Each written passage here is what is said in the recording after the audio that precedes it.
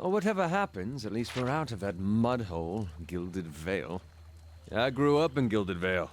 Quaint. That's what I meant to call it. No, you had it right. Hello and welcome to another Pillars of Eternity video. So in the last video, we made it to Defiance Bay. And obviously the first place you go when visiting any town is the inn. And here we are. We are in, I think it's called the Fox and Hound? Question mark? I forgot. Hold on. How do you do? Fox and Hare, maybe? I don't know, I can't remember. But we're in a tavern. And while we were here, we met this lovely woman whose fiance, has fallen in with a rough crowd, and basically she wants us to tell him that we're dumping him. Yeah. But before we move off and do things, our companions would like a word. The dozens. Pretty sure you won't find one among them who stood within 100 miles of that bridge when the Godhammer went off. Too bad, too. Then there'd be less of them. Why do they call themselves the Dozen? Was 12 dry woodens. Stood outside Halgot Citadel waiting for the Wade Wind to cross the bridge there. They had to hold them there long enough for the Godhammer to detonate. So that's what they did. The Godhammer? That's what they called the bomb they blew up. Waiting with. Don't know much about it other than that. Anything kills a living god? I guess you gotta name it. What do you have against the Dozens? Nothing serious. Nothing I don't have against a lot of folks anyway. The Dozens, they like to take things into their own hands. Gets ugly sometimes, and we don't have them in the Gilded Vale, but they'd be right at home there. They picked that name so they could do what they wanted and feel like it was the right. Got nothing to do with honor or sacrifice. They like to invoke Magrin too, when they especially want to feel right. Somehow, I don't think she'd be too impressed with that lot. I'm sure she'd like to set them on fire anytime they use her name. The gods probably got rules against that kind of thing. Too bad. I wouldn't mind seeing something like that. Proof that the gods are just. What I wouldn't give for a little of that. Let's continue on. Good idea. Sagani draws up beside you, her fox following at her heels, and takes a seat next to you. Even if you are putting one over on me, it's nice to have a hunting party again. This sounds like you've been gone from home for a long time. 5 years for me. Must be 30-something for Ichimak. Hearing its name, the fox looks up. How is the search going? I don't want to say that. But sounds like an adventure. How's the search going? It certainly started out that way. It's been a long hunt. A long time away from my family. Before, I'd crossed the tundra of Nasitok following caribou herds. I didn't want to leave Kalu and our children, but I was eager to visit lands my people rarely do. But 5 years without finding him. It's like 2 hours of necking. I'm ready to be done with it. What do you have to find, Persok? Soul recovery is an old village tradition. We call it the Tarnek Elite Sok. Once in a generation, we seek the soul of a much respected and long dead village elder. We tell him what's changed in the village, how people remember him. The only other Tarnek Elite Sok during my lifetime happened when I was a girl, not long after Persok died. We feasted on blubber and fermented milk for a week, and we honored the chosen huntress as a hero. Then she left, and we returned to our duties. We still sang her name to the skies during festival season, but we otherwise didn't speak of her. I'm sure your village still remembers you, Sagini. You're kind to say so, but I'm not so fragile that I need my name chanted in the meeting halls. It's not being forgotten by my village that troubles me. But sometimes I wonder how my husband and children remember me, if they think of me often. Of course they do. They must. I would like to believe it, and yet sometimes days go by and I realize that they have not crossed my thoughts. Such days are rare, but they happen. She looks away, tugging at the strap of her quiver. It shames me to think of it, but more than that, it scares me.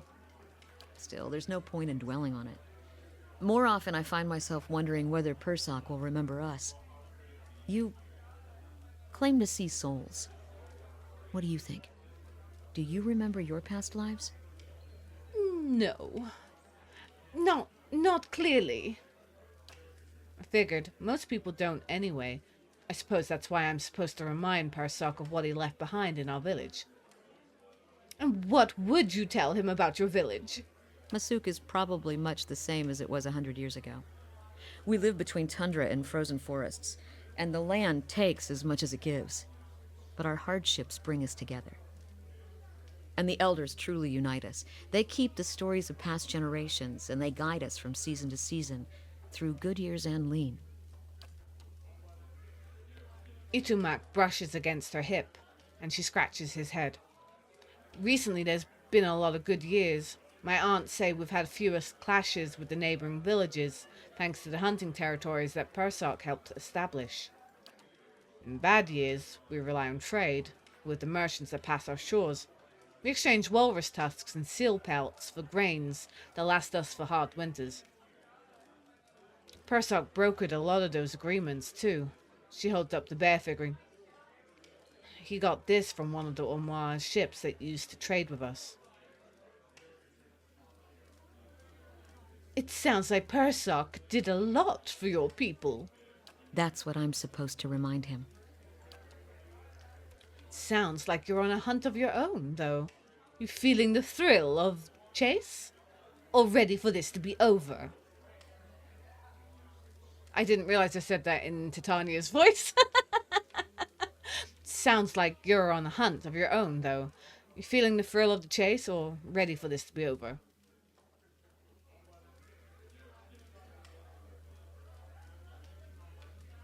I enjoy the adventure. Every day brings something new. She laughs and thumps her knee. Just what I expected from a rugged outdoorswoman. It's refreshing to travel with someone else who can appreciate the scent of a trail, that's for sure. She rises and stretches, looking around. We've got darkness on our side. Shall we move on? I'd like to talk some more. What's on your mind? Tell me about Itumak. She scratches behind his ear. A good hunter, but not much of a talker, and that's been fine by me. When we hunt in the Nastic, we almost always bring our foxes with us. They help us track and flush game, and they're fearless defenders against bears and snow leopards. Clever Itumak has always been my favorite. He wags his bushy tail.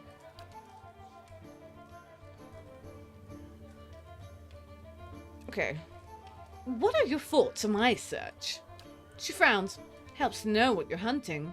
You've got a lot of tracks to follow, but where they lead is anyone's guess. Okay, let's move on. Okay. I wonder if we can actually talk to them all. Hi? I think we can actually. Oh, but we're already kind of spoken. Hey.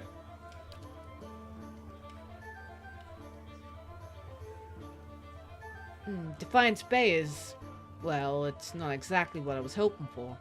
Say what you want about the Gilded Veil, at least they could all agree they wanted to hang me. I was wondering about Ethos. It makes two of us. What is there to know about Ethos? If you're looking to find religion, maybe you want to start with a god that hasn't been burned to dust, but I won't stop you. Aethys, he was a young man with a silver crown. Carried a candle around with him. Sounds like I'm giving a bad eulogy here. He was, well, he was a lot of things to different people, I guess. Rebirth, redemption, light. Out in the country, he's gone. The farmer who helps all things pass, seasons and people both. He watches over the weak, does gone. Season balance is made right. You can see why all the coupleless rowdies around here might take a liking to someone like that. He was real popular here for a time. These days, you won't find too many worshipping Eothas in the open. It's hard to know who still does it in private and who's given up. Feels like I'm the last one sometimes. He smirks. If that's the case, he deserves all the mourning. Do you still worship Eothas? In my way. I don't suppose he expects me to show up at his temple these days. Not much left to do for him other than keep his memory alive and keep hoping that he's just been playing a joke on all of us these past 15 years. Far as I know, he hasn't said anything to anybody since the Godhammer detonated. Why worship him then? He grimaces. Well, if it turns out he's not dead, and I gave up on him, I'd have betrayed my god twice. Even a god of redemption's gotta have standards. I'd probably be reborn as a fat Umar's horse. That's not really it, though. Not all of it, anyway. He casts a sidelong glance. Guess it's more I still believe in the things he believed in. I just hope his death doesn't mean the death of those things as well. Sometimes it looks that way. Why did you choose to worship Eothas in the beginning? Raised that way. My family's been Eothasian going way back.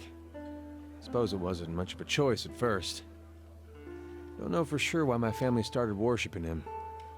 Probably because of Gon looking after folks like us. He looks you in the eye, conspiratorial. Could just well be that my ancestors did something so bad that only Eothas could forgive. It explains a lot about where I got some of my less respectable traits. Did you only worship him because that's how you were raised? There was something I genuinely liked about Eothas. Always. Like he understood people better than the other gods. Knew all our flaws and weaknesses and accepted us for that. Folks are at their worst when they're afraid. A god like Eothas, he made you realize there was nothing to fear. Made you a better person. Of course, he goes away for a few years, and look what happens. What made you think Waidwin didn't speak for Eothas? Was his actions. Not when he started his rebellion, and not even when he took over Raed Saris. It was when he sent his armies into Deerwood. Up to that point, he was sticking up for his people. That's what Eothas does. At least the gone part of him. Those farmers were starving and the government didn't lift a finger. I figured if it wasn't Eothas himself, at least he had the right idea. But then he sent armies across the border, even crossed it himself in the end. Word was he was chasing refugees that escaped the rebellion, wanted to punish them and punish us for allowing them to live there. That just didn't fit for me. Those are the deeds of a vengeful god, Skin or Wodica maybe. Or just a man who'd lost his sense. I still have troubles believing it, but there's no one left to ask if it's true. Tell me about the purges. You sure you don't want to talk about something more pleasant? Like the War of Black Trees or the Legacy or something? It's eye-opening seeing just how naked you are when you've got no god to protect you. Saints' War was a hard time to be a Darewoodian. People thought it was just the end of times. They'd talk big about how we were gonna defeat a god, but I don't think there were a man from here to the White March didn't think he was gonna die. It does something to you, thinking you're gonna die at someone else's hands. There's a rage that comes, a indignation. Imagine a whole country full of that. Might have been Cold Morn that started it, town near the border. They let Waidwin march right on through. Rest of Direwood cursed their names till the end of the war. Some say it was the Ephesians there that pursued the town, not to oppose the army. Others said it was just cowardice. It was like the Legacy that way. No one knew the real reason, so they just picked whichever one best suited what they wanted to believe. Either way, that town was burning before the first ashes of Eothas hit the ground, and it felt good to the people here to be in control after being so helpless. So the fire spread, and a lot of us Ephesians went the way of our god. There were claims from the Church of Magran that she'd actually commanded the purges. I found that hard to believe. It sounded to me like people doing what they wanted, wrapping their god around it like she was a cloak. Then again, that's what I thought about Waidwin. What's on your mind? I'm gonna ask you something. If you're sure, what did you do before this? Oh, other than the war, I never strayed too far from where you found me. Farming, mostly. I was never much for cities. Never learned a trade. In my younger days, I thought I was gonna go preach the word of Aethys. Just in our temple there. My parents encouraged it. I made so much trouble for them growing up. They used to say it'd be best if I got in good with the God of Redemption. Of course, us blowing him up probably didn't help my chances there. But if anybody'd forgive you for blowing him up, it'd be Aethys. Did the people of Gilded Vale really try to kill you? They, they did. It was strange timing, because we just won the war. They celebrated when I came home. There was music and dancing. Trumbull used half his grain making this big honey cake. I still dream about that cake. Like having the best lover of your life, but only for one night. And they were all sorry to hear about my brother. Took a while for word of the purges to reach us. Aethasians being murdered in the streets. Cold morn and the like. No way would they let something like that happen in Gilded Vale. That's what they all said. But the weeks went by and the purges spread. Pretty soon they weren't so sure my brother fought for Deerwood. And they weren't so sure I did. Caught me by surprise after all the celebrating. Should have seen it coming after the tailor said he was gonna fit me for some new clothes, but then all he wanted was my neck measurement. Really? Nah, not that last part. But you had to think about it. Says a lot about the place I've been calling home all these years. Why did you stay for so long in a town that hated you? Well, I'm sure my parents are still wondering the same thing. The Aethasian purges were like this madness had come over the town, like a disease. Seems like when you see something like that, your instinct is to wait for it to pass, even when you know it probably won't. The family whose farm I worked on, they had a little Hollowborn girl. And they heard the Animancers had this cure, the Salvation it was called. They went running. This Salvation, they were putting animal souls in children. Animal souls. You might have heard about it. Giving them enough personality to care for themselves. Well, you can guess how that turned out. Matter of time, the children broke down. Became wild things. Monsters. Anyway, these farmers put their family dog's soul in their little girl. For a while, the girl, she's making eye contact, she's feeding herself, albeit in a kind of messy way. And one day she snaps. They found her gnawing on her brother's bones. Oh, damn! Had to chain her up, put her in a cow pen. Well, the mother, she wouldn't have anything to do with the girl after that. But the father, he'd visit every day. Feed her chickens, toss water on her once in a while to get the dirt off. Most of the village, they'd whisper about him. Poor man, they'd say, sick with grief. He was just waiting for his daughter to look up one day and recognize her papa. Oh. He was waiting for her to get better. Didn't understand that at the time, of course, but these days I think about him a lot. Do you have any family?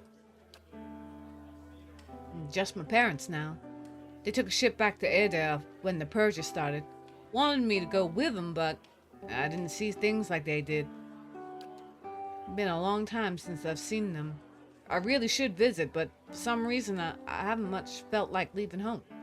Good thing they chased me out, or I might never have left. Tell me about your brother. Woden was, about everything you'd want your firstborn son to be. Dutiful, honest, put thought into everything he did. A real pain in my ass. Made me look bad about every way he could. It wasn't something he tried to do, but of course that just makes it worse. Not that he didn't get into trouble himself. He was just better about feeling guilty after. But we used to have this farmer near us, Hereward. Couldn't stop talking about how well he cared for his chickens. How their feathers were the whitest in town. Convinced the butcher to pay him double what the other farmers got. Me and Woden got tired of hearing it. I was maybe 11, 12 at the time. We borrowed about 6 different dyes from the dyer one night. Dyed Hereward's chickens every color but white. Next morning, the butcher comes knocking, asking for 6 of his whitest chickens. We were feeling great, up until Hereward saw what we'd done. He just got on his knees and cried right there, all those colorful chickens around him not knowing what to make of it. I thought it served him right, but I could tell Woden had other thoughts. Sure enough, the next day, every one of those chickens had been scrubbed down. They weren't white, mind you, but Woden sure tried. Never said a word to me about it, but I knew. That was Woden. My parents, they always let us be who we were. Never told me to be more like him or anything like that. Which was good, because I was never gonna. What's on your mind? Okay, keep moving. Okay. Kinda, yeah. Maybe we should spend some time talking to everyone. Never mind, let's be going. You're creepy. Never mind. You're creepy. Hold on. We definitely should sell some stuff. Let's order some refreshments. I do want to sell stuff because I'm like super. I'm not super encumbered, but you know, I have stuff to sell. I don't actually know if there's much of an encumbrance.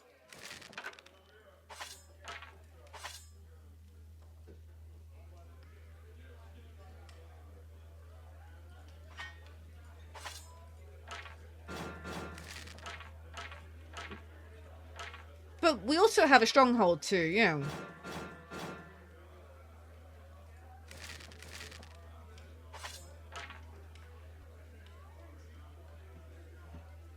Yeah, we've got a stronghold to have an upkeep on.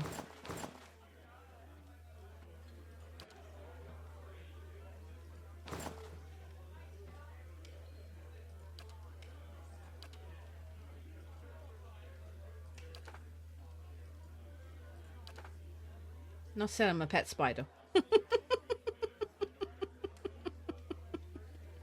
I'm not selling my pet spider. Okay, trade.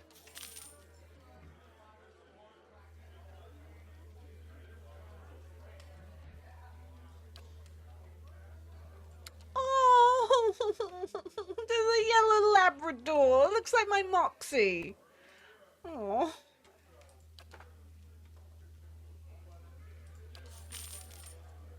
I should try. Oh. Oh.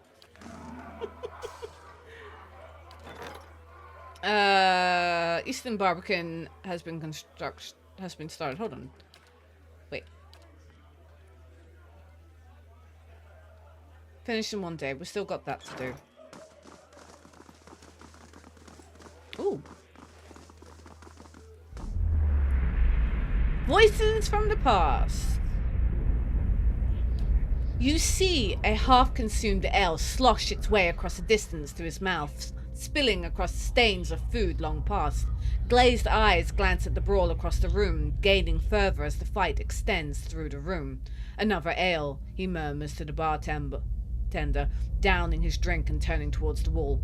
He pulls a picture from his pocket, a painting of a young child, all brown hair and green eyes, and holds it above a candle. It does not burn.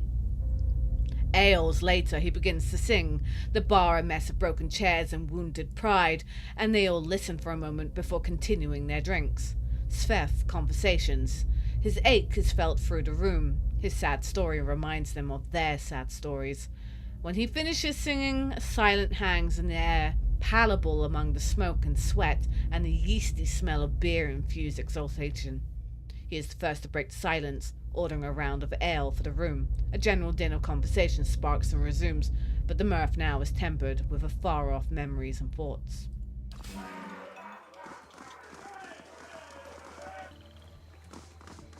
So I'm not entirely sure where we're going. Well, whatever happens, at least we're out of that mud hole, Gilded Vale.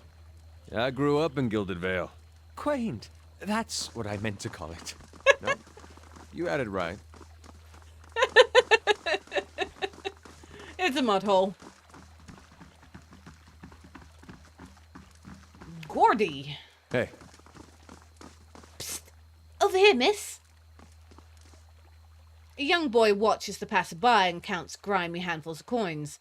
His face and arms are smudged with dirt, but except for the grass stains, his clothes are in good condition.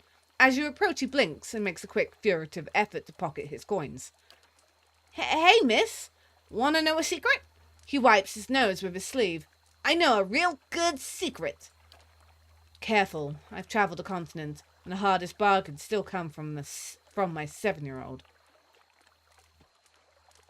Right, I'm sure a squeaky-voiced kid knows an amazing thing about this city. No, I promise. It's a really good secret. He scampers in front of you and starts talking rapidly. I know this place where people hide things, really special things. If you help me, I promise I'll show you. Help you with what? Gordy's voice suddenly rises in a pitch and tempo. The Crucible Knights have this daggers made out of March steel. It's the best steel around, except for the Durgan steel, which doesn't count because no one makes it anymore. He stops long enough to catch a breath. Anyway, there's this merchant over by the expedition hall, and he has a dagger made of real March steel. His eyes grow large and round. He said he wouldn't sell it to me because I'm a kid, and kids don't know anything about daggers. But that's not true. I know lots about daggers. I know about the different kinds of steel. I know about the Crucible Knights make them in a forge. I know the tip can pierce low-gauge scale armor, that one that's good and sharp can cut through bone. See, I know plenty about daggers, and I really want this one. And if you could just get it for me, I promise I'll never ask anyone for anything ever again. March steel. The lad has good taste. I only ever had little shark stickers as a child, mostly for oysters. Still managed to poke a hole through my palm once.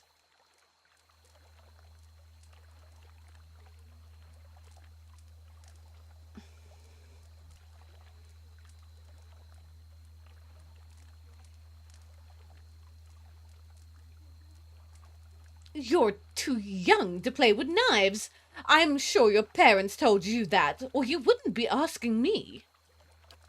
But if I'm going to be a real warrior, I have to start training young, just like the heroes in the stories. I just know I was a great warrior in my previous life. My mom even says I have an old soul. Fine, I'll help you. But honestly, a wooden stick would have been much more safer.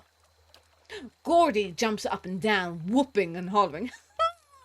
I knew a real adventurer would understand. He points to a large building. There's a big merchant over by the Atmos Den who sells weapons. He's the one with the dagger. I'll wait right here for you. His gap-toothed grin stretches from ear to ear. This is a bad idea. Of course. Hey, no, all of us are going.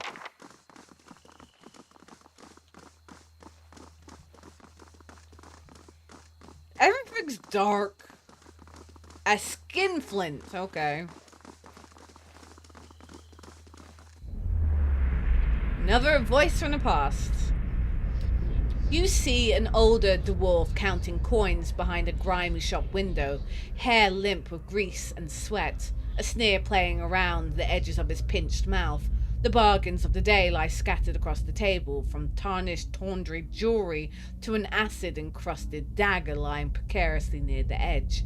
His half-nose twitches in anticipation as a customer enters, a disheveled young noble, once white doublet stained with life gone wrong.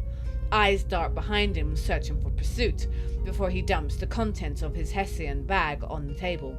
The dwarf leans forward, fingers flicking through the silverware and assorted goblets.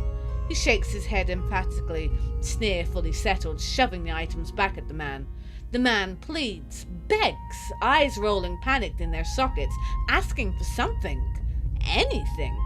A few silvers.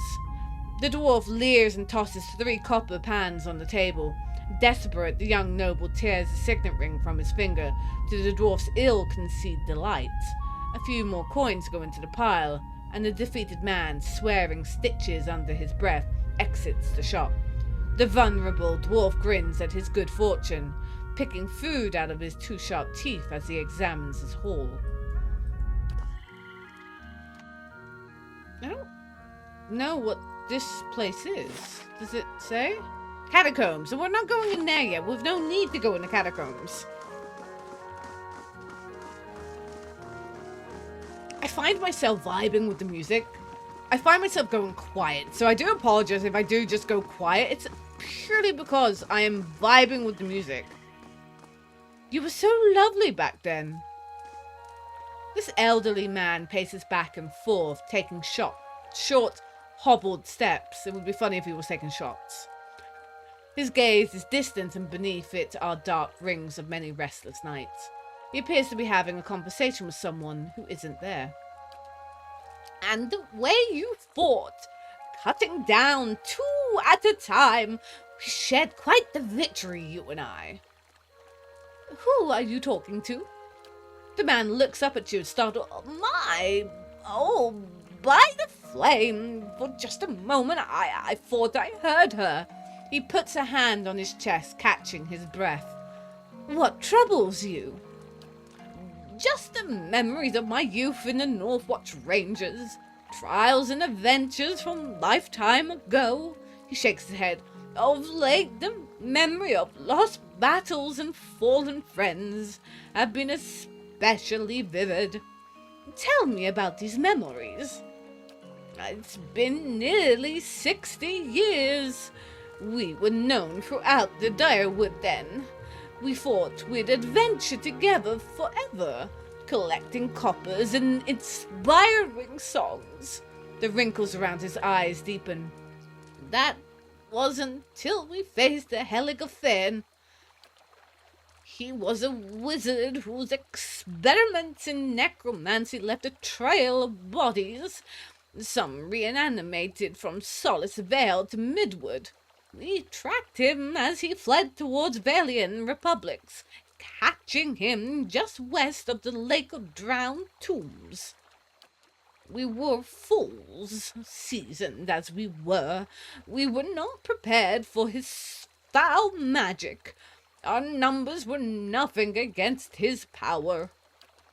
A wiser man would have ordered retreats, but not me.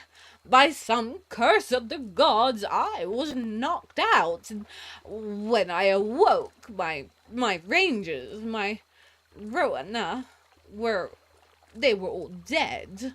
He holds empty air in his arms. Who is Ronya? My friend, my comrade in arms, and my love.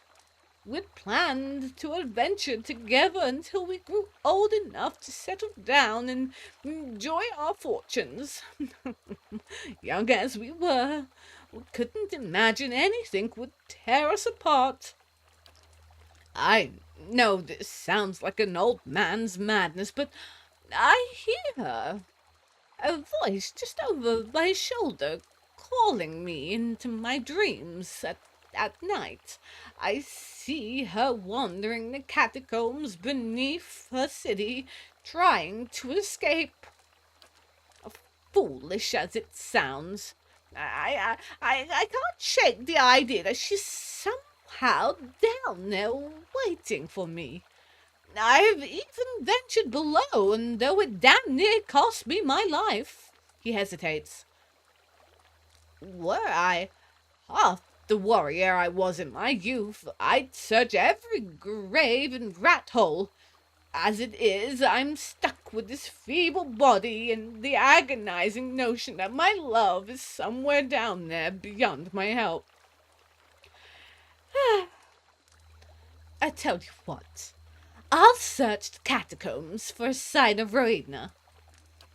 Tears spring to the old man's eyes. There's an entrance just southwest of here, on the other side of the canal. He sniffs and wipes his eyes. You are truly a gift from the gods, if there's anything you can find of her. Oh, well, do you remember I said I've no reason to go into the catacombs? I have a reason to go into the catacombs now. Off to the catacombs we go.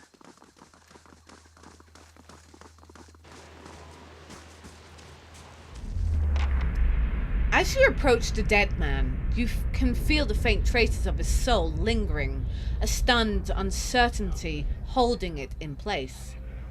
When you near, without warning, the soul hurries towards you, as though you were a solitary light in the dank gloom of this place come to usher it away. Its essence invades your consciousness.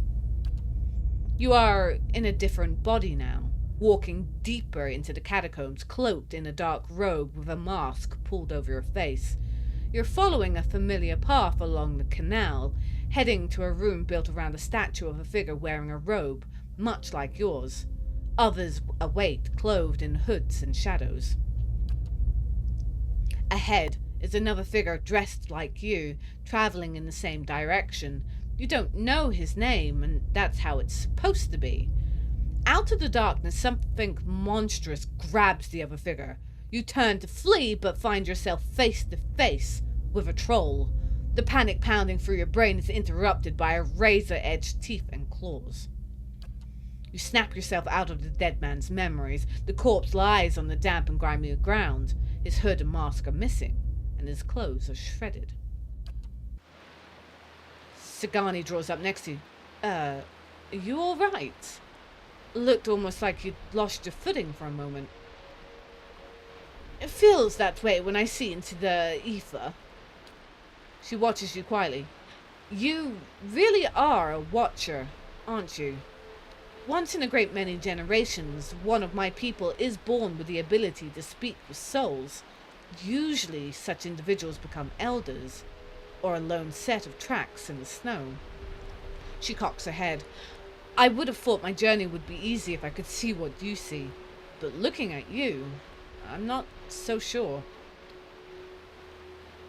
Neither am I. Believe it or not, I once would have rejoiced to know I'd picked to travel far in search of something great, but even these gifts come with a cost, don't they? Forgive me if I was a little skeptical of your abilities before. I can't say I've met a real watcher before. Oh, don't worry about her. She just likes doing that from time to time. Seems to cheer her up, so I just let her be. Once you've seen it a few times, the shock wears off.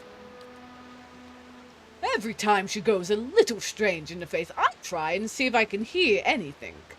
Kinda grins. It hasn't worked so far. See if you can get her to tell you what the spirit said. I noticed the priest doesn't say much. Okay, before, I'm just gonna... No, we'll go in. I was gonna say we'll have a dander around, but... What is it? Okay, it's ooze. Get the ooze. Oh, it's a big ooze! Get the ooze. You're not getting through me. Seriously, dude, he needs to stop. You're not getting through me.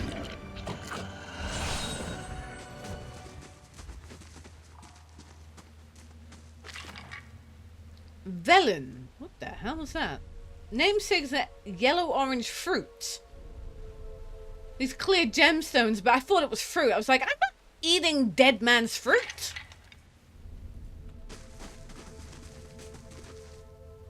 Oh, there it is again. Aww. Did I not take the dead man's fruit?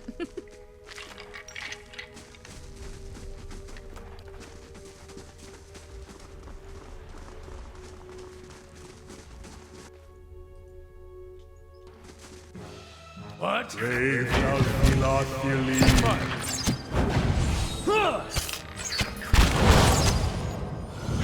Settle!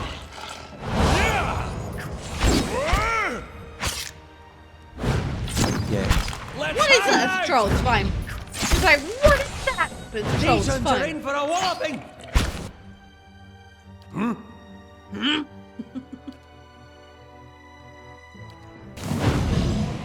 Here's a lesson to be taught. The Faru beyond seek.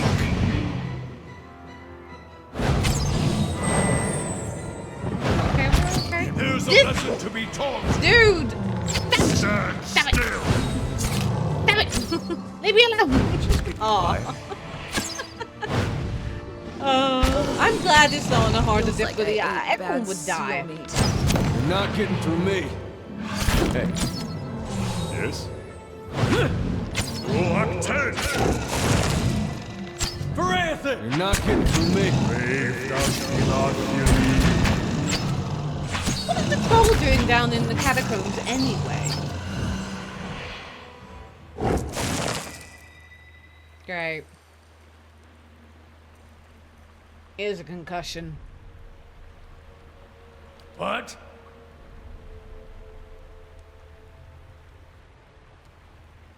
He's gonna be a liability. He is a liability. Never mind he's going to be. He is a liability. All right, then. I'm gonna throw him at the back. Just stay at the back. Brave Dalton. What?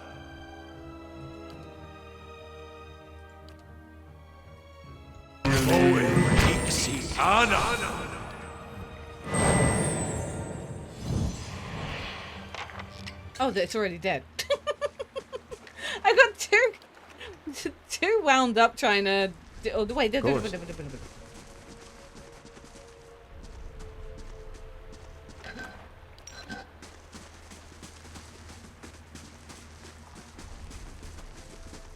know. We're gonna keep continue going this way. We'll have a look up here.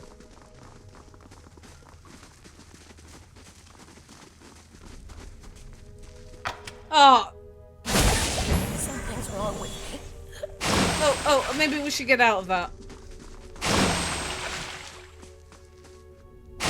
Okay, that's a thing. It's gonna stay there. No, that's okay. Fine mail armor. Okay. Suppose.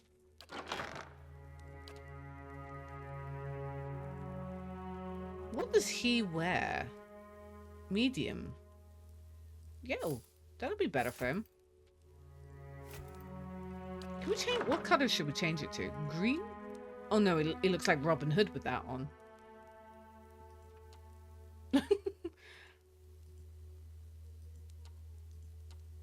No, I think I'll stick it with the... Keep it with the red. It's fine.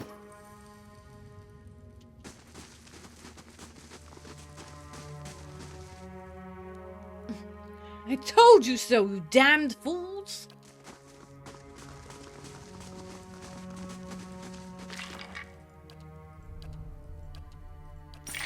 Don't ask.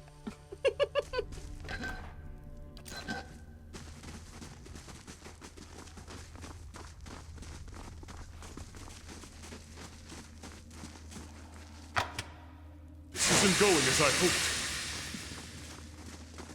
Just... I can't... Ooh. Mantle of Dying Boar. Excuse you? Oh, it's in my... +5 endurance while endurance below 34... Okay.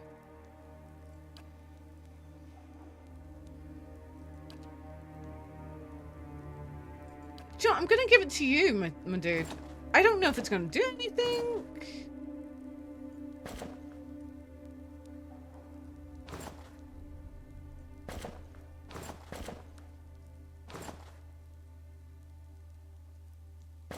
Huh.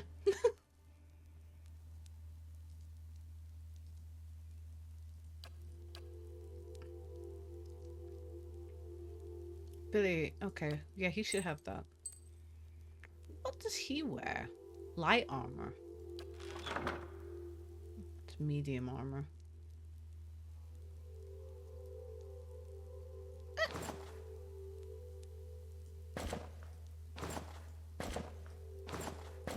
Put him up some intelligence.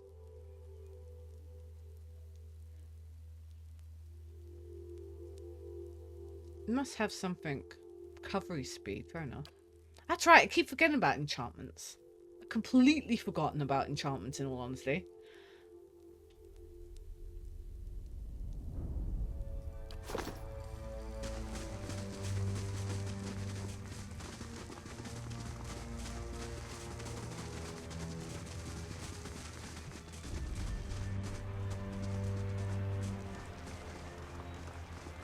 Don't think I want to stay down here, like camp down here. It doesn't sound like a nice place to camp.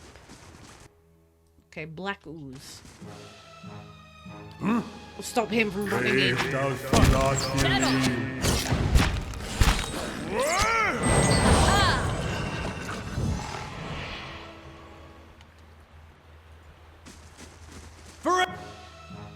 Brave thou Philotheles. He just wants to run in.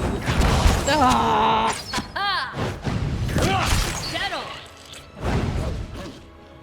He is a nightmare. Following your lead. Sacre Doom!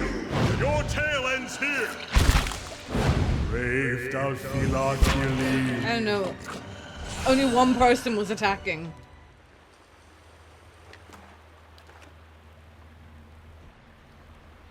Alright, we really need... We're gonna have to take a break, aren't we? Cannot camp with enemies in sight. Okay, what about if I go up here and I can't see the enemies then?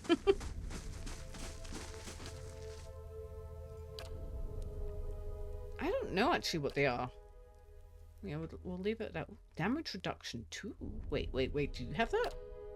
No.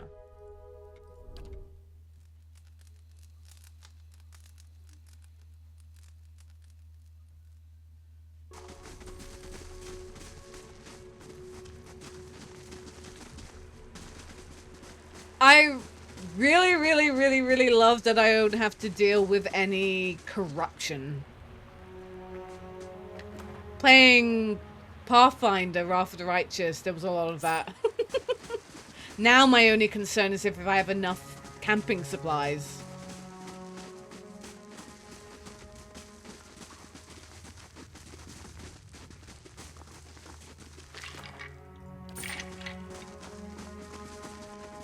Continue having a look around.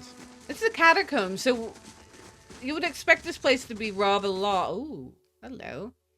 Skeletal fighter. I don't want to rush into this one. Okay, Wait. Hey, Following your lead. Ready, Watcher. Oh, she can't see him, so... I'm here. hi? Brave thou Philotheles.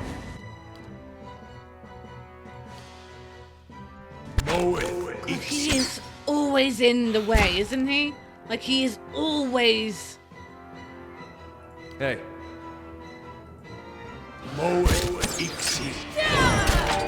Stand together! Following your lead. Sacre Doom! It sounds like he's saying succular bloom. I don't even know what that means. I'm here. Hakoa! Yes? Brave thou you're not getting through me.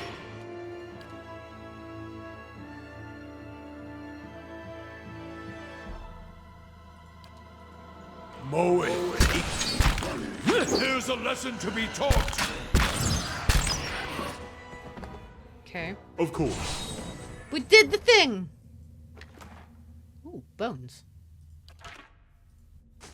Bound to be more in here, right? Brave thou Philotheles. Oh yeah, there's definitely more in here. No, attack. Oh, get him! Get the skeletal wizard! Get the wizard! Get the wizard! Everyone get the wizard! Leave it to me.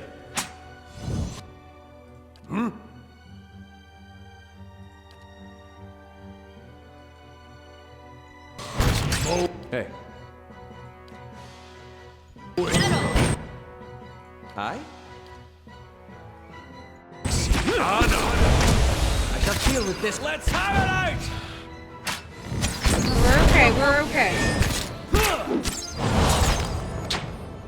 I'll let Margaret's fire bless this. Here's a lesson to be taught. Whew. That was a lot. Ooh, what's this? We'll have to nosy at it.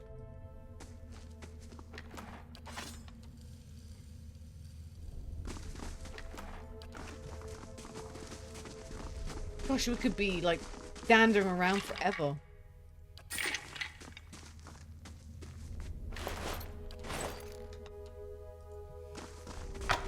Oh!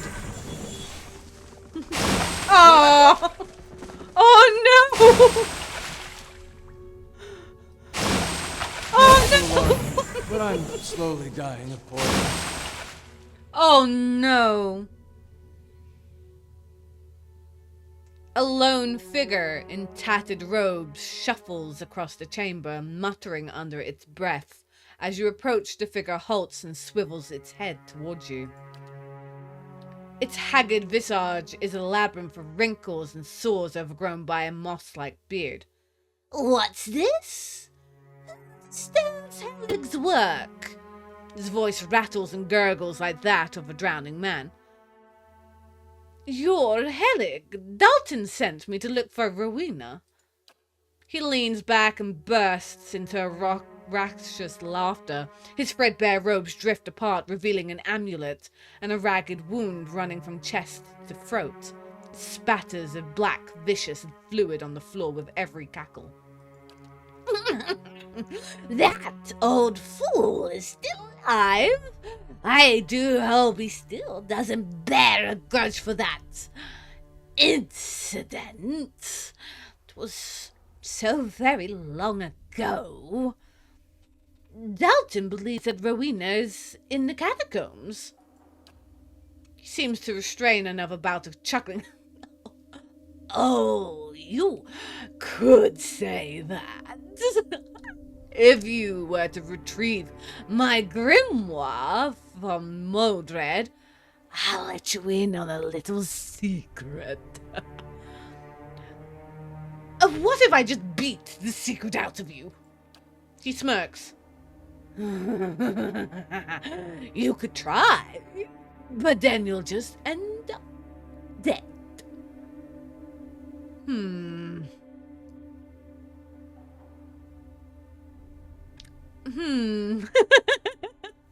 I'm in no fit state to fight. But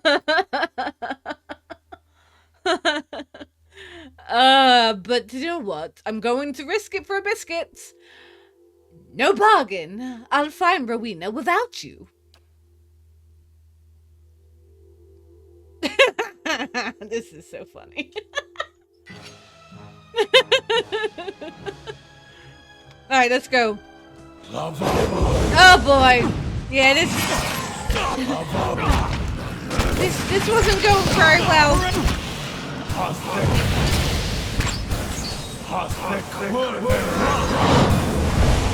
That's alright. Edgar has it. Edgar has it.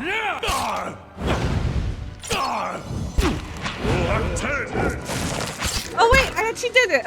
I actually did it. I actually did it. Wow. We've got a fine scepter. Helig's grimoire. I thought he didn't have grimoire. Soulwood amulets.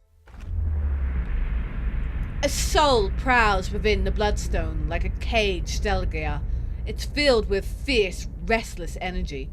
Who are you? You see an image in your mind of a woman in heavy leather armor, bearing twin daggers. Next to her is a man, young and handsome, who calls her Rowena. The vision shifts to a windswept plain next to a lake. 50 men and women in matching leathers lay dead, their bodies contorted and deformed by some sinister sorcery. Rowena falls among them, her body collapsing next to the young man you saw earlier. She's too weak to speak, but the name Dalton appears in your mind. A lone figure strides across the battlefield, barely bothering to step over the corpses. His eyes are filled with an unnatural light and fixed on Rowena. He reaches out to her, and what little life remained in her body departs. When he takes the amulet from around her neck, you feel her anguished soul trapped within it. With a final contemptuous glance at the fallen Dalton, the man departs. Dalton sent me to find you. The soul pulses with warmth. It fills your mind with memories of a young man who both bold and generous. But fury and despair gnawed those images away until all you could feel are cold, crimson walls pressing against you and something loathsome feeding off you as the years fade into decades. What do you want? You see an image of an amulet shattering and the soul inside rising and dissipating among stars. Farewell. So we've basically got to decide whether or not we have to shout. We'll return to Dalton. I think we should rest now. Again. Because, ouchies.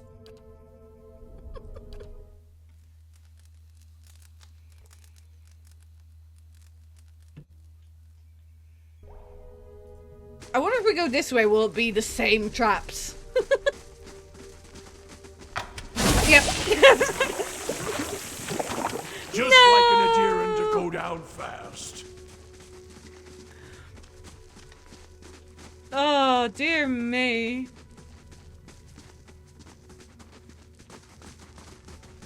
That was... my perception is awful.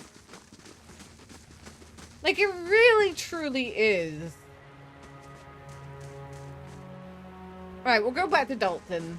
And then maybe I'll come back down here and explore the other side. Because there seems to be some good stuff. But I think... wait, do you know what?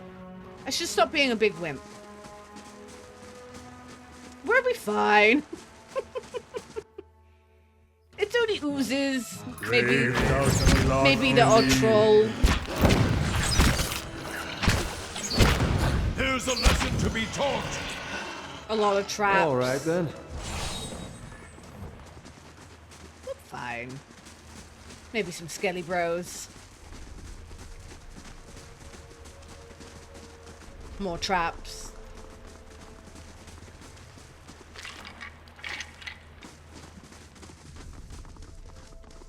Wait, we want to go in here. Oh. This small Orland man appears to have pulled together some crates and scraps of cloth to make a rather sorry-looking camp. The thick fur on his limbs is matted and his clothing smeared with blackening grime.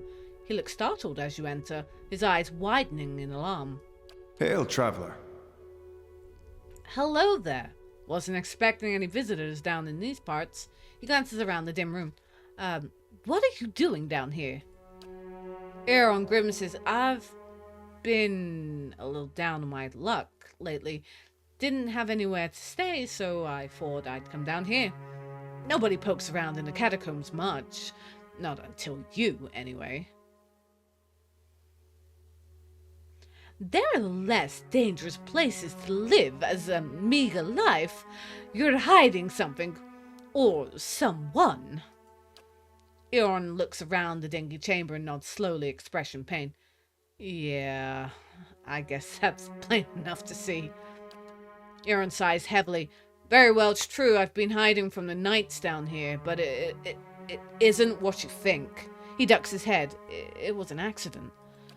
It's been hard for me here in Defiance Bay, I suppose. I thought if I got involved in silly business, if I made the right friends, it would be easier in time. And it did, really. I made a name for myself, a place. People actually listened to me when I talked. Well, they used to.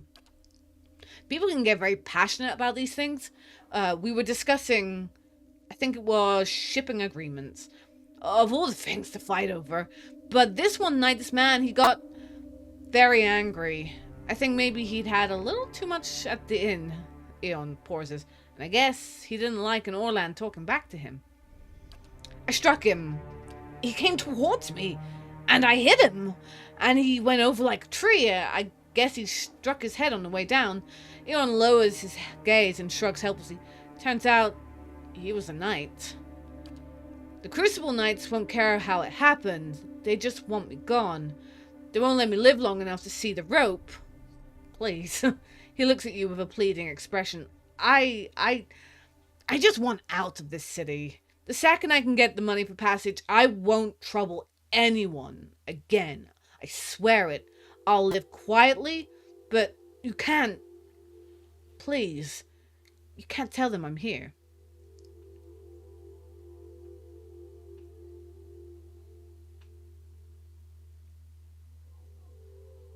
Do you know what? I'm going to be nice. Here, this should be enough to buy your passage out of Defiance Bay. Eorn stares at you in disbelief. But, this is... His face twists as he struggles for words. They said you were a kind soul, but I wouldn't have imagined this will see me out of the city and well away. I'm not sure I could ever thank you enough, but here, take this. I hope it's some use to you on your journey. You have my lasting gratitude, friend, and I should get ready. Rabbit fur gloves. That was kind of cute. It was a lot of money. It's fine.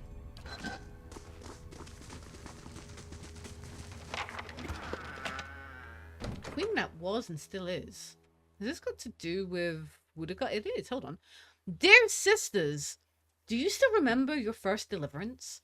When you strangled your first wrongdoer? Did you see the moment when life became death? Could you see the instance when your victims realized that Woodacre forgot nothing? When Woodacre takes back her throne, you will face her with pride, knowing you have held to your own oaths. Or will you be amongst the word breakers? Woodacre teaches vengeance and memory, and while she is in exile, we must be her eyes and ears that let no injustice slip from record. We must be clenched fists that silence the lying breath. When Woodacre takes back her throne, all of the injustices that have slipped through the cracks of history will be righted. The villains hiding in plain sight amongst the innocent will feel the burned queen's choking grasp. Pray that you live to see the day when you will join our queen in this cleansing of the wicked. But know, my sisters, that we must be ready to see the end of our days without the return of our queen, for she will take back her throne. But it may be our daughters that serve the restored court. We must continue to live as we have always lived, hated by the other faiths, even though we place justice above our own well-being. At least the Empire of Adir still holds our creed in proper esteem. It is a proper sign of respect that, by imperial custom, our clergy must oversee a contract for it to be legally binding. For who else understands the value of remembering one's oath than Wodacare's faithful? And let us not count our current blessings, for we still enjoy the support of the Paladin Order of the Steel Garrote. They too understand that society is built and broken by oaths and rules of its people. When Woodacre takes back her throne, my family will know that I was right to commit my life to the exiled queen. When Woodacre takes back her throne, the Strangler will stop being a story told to frighten our daughters, but a hero woven into a parable that teach our children justice. When Woodacre takes back her throne, she will bring her flawless memory with her. Every transgression, every crime, and every injustice will be revealed when Woodacre takes back her throne. Even gods won't be spared their due retribution. Okay, that was kind of intense.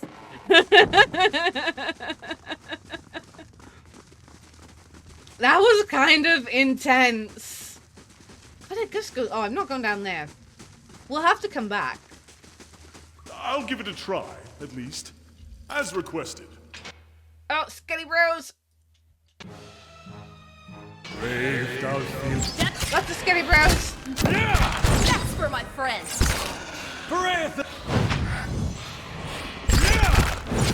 Leave it to me! Oh, there's a big spore thing down there as well. Leave it to me! Settle. You're not getting through me. Parathis!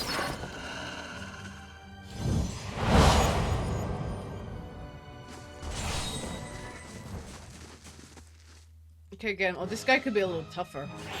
Nothing. Brave Dalton. Nope. Nope, not tougher. See if there's a trap in here.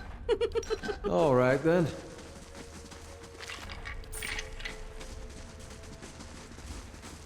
Alright, we should go to the exit before... Alright. We'll go this way. We'll go to the exit. Oh, okay. Why is it paused? No, oh, it's because it's seen that. It just has bones. It's fine.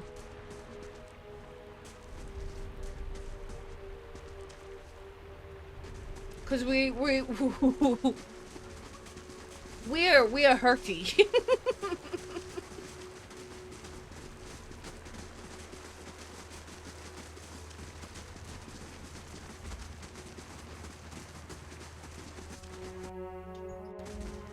I am so glad we didn't go down there. I am so glad we didn't go down there right now, because we would have died.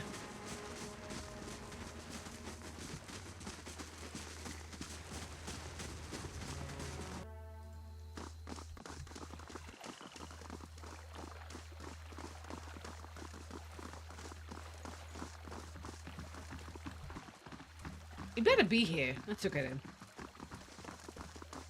Hello. Did you find her? Yes, but not as you expected. The old man studies the amulet. Rowena used to wear this. Where did you get it?